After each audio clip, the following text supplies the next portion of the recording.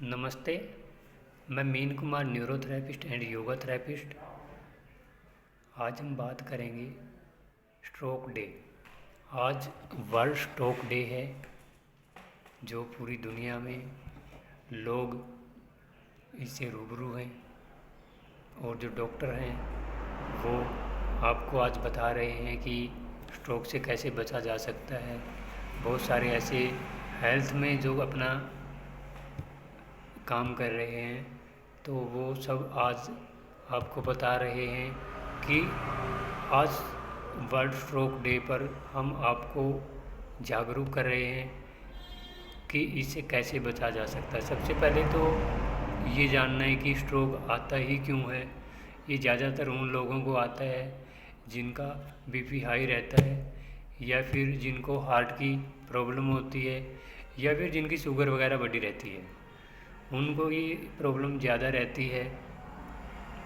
अगर आप भी इन चीज़ों से ग्रस्त हैं, जैसे आपका बीपी हाई रहता है, या फिर आपको किसी हार्ट की प्रॉब्लम से ग्रस्त हैं, या फिर आपकी शुगर है जो वो नॉर्मल से अधिक रहती है।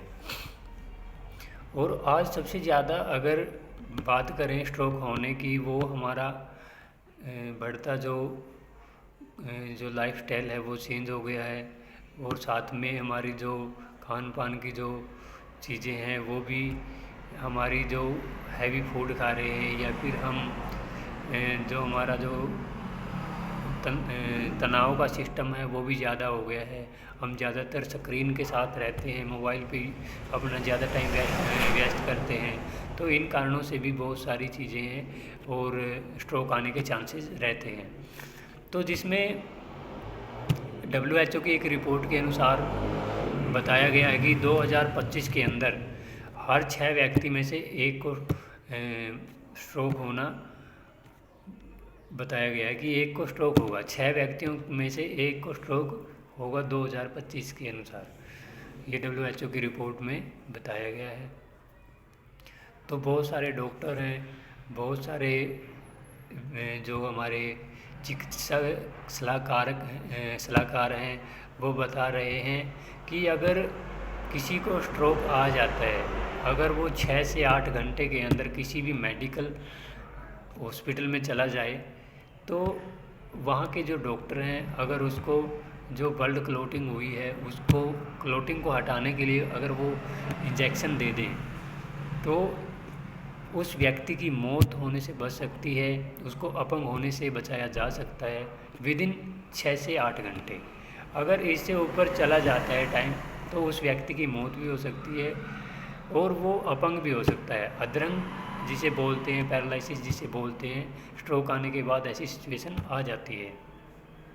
तो हम आगे बात करते हैं कि इनसे कैसे बचा जा सकता है और ये क्या चीज़ है। जैसे किसी का बीपी हाई रहता है, हाई मीन्स कि 200 प्लस ही रहता है, या किसी को हार्ट की प्रॉब्लम है, या फिर ज़्यादातर उसकी जो धमनियाँ है, वेंस है, वो लूज हो गई है, कमज़ोर हो गई है, या फिर जो मांसपेशियाँ हैं वो भी कमज़ोर हो गई है, उनको सबसे ज़्यादा ये प्रॉब्लम रहती है कि उनको स्ट्रोक आने की चांसेस ज़्यादा रहते हैं।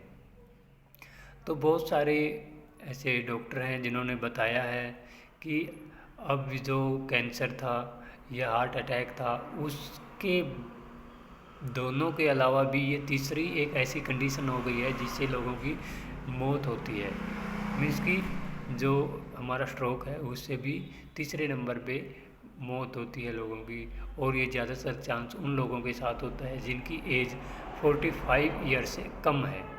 उनको भी ये जो दिक्कत है होती रहती है, और इसका जो मुख्य कारण है वो है हमारा लाइफस्टाइल।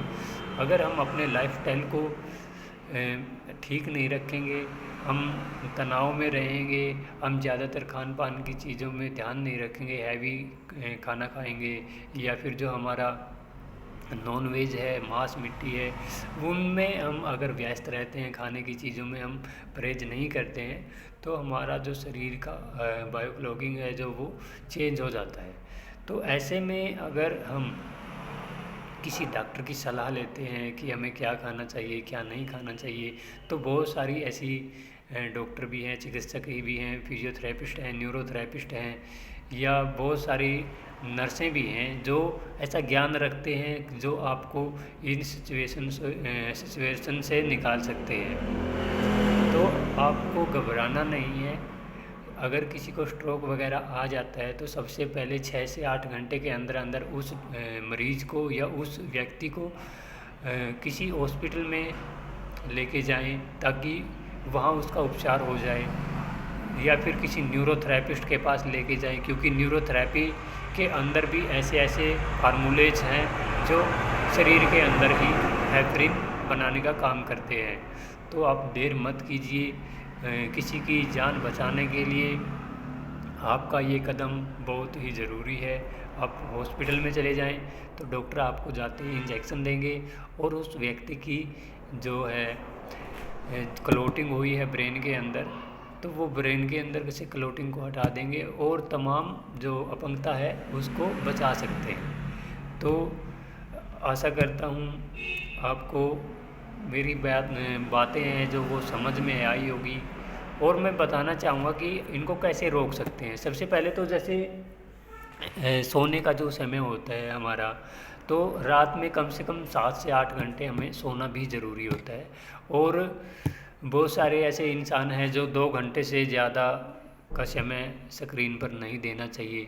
वो पूरा दिन का दिन मोबाइल स्क्रीन पर या फिर कंप्यूटर स्क्रीन पर लगे रहते हैं। ये भी बहुत बड़ा कारण है स्ट्रोक आने का।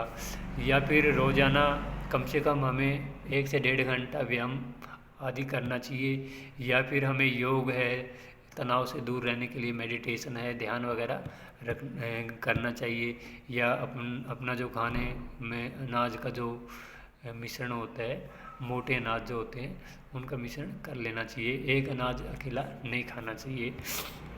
और बहुत सारी चीज़ें ऐसी भी है जैसे धूम्रपान है, शराब है, या फिर तमाम वो चीज़ें जो भुनी हुई होती है या फिर तली हुई होती है, वो चीज़ें हमें अवॉइड करनी चाहिए, जितना हो सके बचना चाहिए। और जो एयर पोल्यूशन है या जहाँ पर ज़्यादा प्रदूषण है वहाँ पे हमें जाना अवॉइड करना चाहिए। तो आज के लिए इतना ही, मिलते हैं अगली वीडियो में। धन्यवाद।